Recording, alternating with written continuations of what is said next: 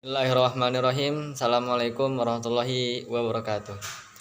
Perkenalkan, nama saya Erik Olka Pratama dengan NIM 2020203015. Pertama-tama marilah kita panjatkan puja puji syukur kita atas kehadirat Allah Subhanahu wa taala yang telah melimpahkan rahmat, nikmat, taufik serta hidayahnya kepada kita semua, sehingga pada sore hari ini saya akan menjawab soal UAS dari MK Administrasi dan Supervisi Pendidikan. Kedua kalinya tak lupa kita hanturkan kepada baginda kita, yakni Nabi Muhammad Sallallahu Alaihi Wasallam.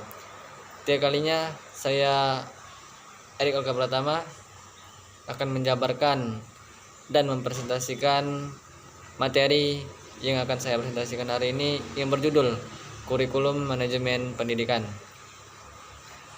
Manajemen kurikulum adalah sebagai suatu sistem pengelolaan kurikulum yang kooperatif, komprehensif, sistematik, dan sistematik dalam rangka mewujudkan ketercapaian tujuan kurikulum. Dalam pelaksanaannya, manajemen kurikulum harus dikembangkan sesuai dengan konteks manajemen berbasis sekolah atau MBS dan kurikulum tingkat satuan pendidikan atau KTSP. Oleh karena itu, otonomi yang diberikan pada lembaga pendidikan atau sekolah dalam mengelola kurikulum secara mandiri dan memprioritaskan kebutuhan, ketercapaian sasaran, dan visi dan misi lembaga pendidikan atau sekolah, tidak mengabaikan kebijaksanaan nasional yang telah ditetapkan. Ruang lingkup manajemen kurikulum itu adalah prinsip dari proses manajemen itu sendiri. Hal ini dikarenakan dalam proses pelaksanaan kurikulum punya titik kesamaan dalam prinsip proses manajemen, sehingga para ahli dalam pelaksanaan kurikulum mengadakan pendekatan dengan ilmu manajemen. Bahkan kalau dilihat dari cakupannya yang begitu luas, manajemen kurikulum merupakan salah satu disiplin ilmu yang bercabang pada kurikulum. Dalam sebuah kurikulum terdiri dari beberapa komponen yang terangkai pada suatu sistem. Sistem kurikulum bergerak dalam siklus yang bertahap, bergilir dan terjun. Oleh sebab itu, sebagai akibat dari yang dianutnya, maka manajemen kurikulum juga harus memakai pendekatan sistem. Sistem kurikulum adalah suatu kesatuan yang di dalamnya memuat beberapa hal yang saling berhubungan dan dalam mengemban tugas untuk mencapai suatu tujuan. Prinsip-prinsip manajemen kurikulum. Prinsip relevansi. Prinsip relevan artinya prinsip kesesuaian. Prinsip ini ada dua jenis, yaitu relevan eksternal, artinya kurikulum harus sesuai dengan tuntutan dan kebutuhan masyarakat yang ada pada masa kini maupun kebutuhan yang diprediksi untuk masa depan. Dan relevansi internal, yaitu kesesuaian antar komponen kurikulum itu sendiri. 2. Prinsip fleksibel. Prinsip fleksibel berarti suatu kurikulum harus lentur atau tidak kaku, terutama dalam hal pelaksanaannya. 3. Prinsip kontinuitas. Prinsip kontinuitas artinya kurikulum dikembangkan secara berkesinambungan yang meliputi sinambung antar kelas maupun sinambung antar jenjang pendidikan. 4. Prinsip praktis dan efisiensi. Kurikulum dikembangkan dengan memerhatikan prinsip praktis, yaitu dapat dan mudah diterapkan di lapangan. Kurikulum harus bisa diterapkan dalam praktik pendidikan sesuai dengan situasi dan kondisi tersebut tertentu. 5.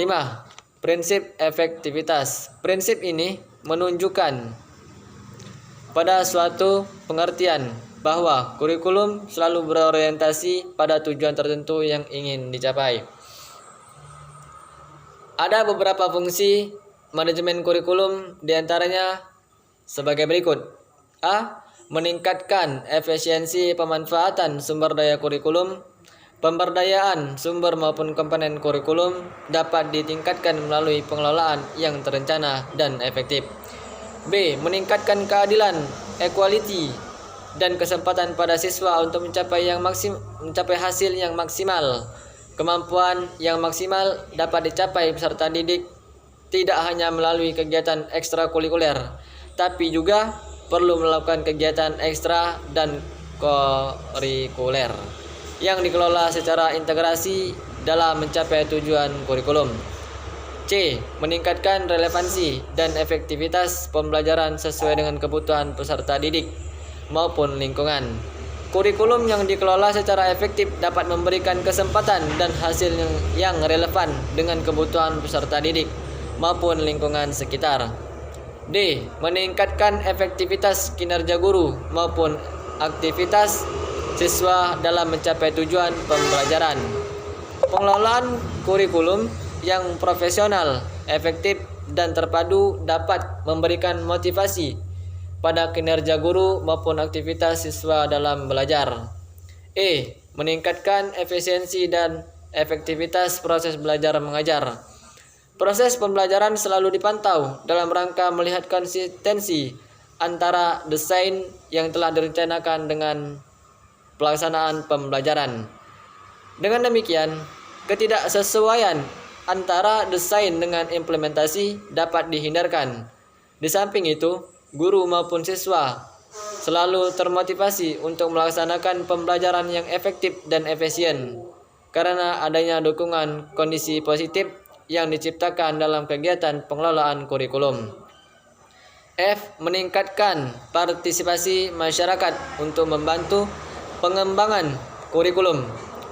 Kurikulum yang dikelola secara profesional akan melibatkan masyarakat, khususnya dalam mengisi bahan ajar atau sumber belajar perlu disesuaikan dengan ciri khas dengan kebutuhan pembangunan daerah setempat. Manajemen dalam perencanaan kurikulum dapat diartikan sebagai keahlian atau kemampuan merencanakan dan mengorganisasi kurikulum. Siapa yang bertanggung jawab dan bagaimana perencanaan kurikulum itu dilaksanakan profesional merupakan dua hal yang perlu diungkapkan dalam perencanaan kurikulum. Maksud dari manajemen dalam perencanaan kurikulum adalah keahlian atau managing dalam arti kemampuan merencanakan dan mengorganisasikan kurikulum. Hal-hal yang perlu diperhatikan dalam proses perencanaan kurikulum adalah siapa yang bertanggung jawab dalam perencanaan kurikulum dan bagaimana perencanaan kurikulum direncanakan secara profesional. Cukup sekian dan terima kasih dari saya. Apabila ada salah kata, saya mohon ampun kepada Allah, saya mohon ampun. Saya akhiri billahi taufiq wal hidayah wa ridha wal inayah. Wassalamualaikum warahmatullahi wabarakatuh.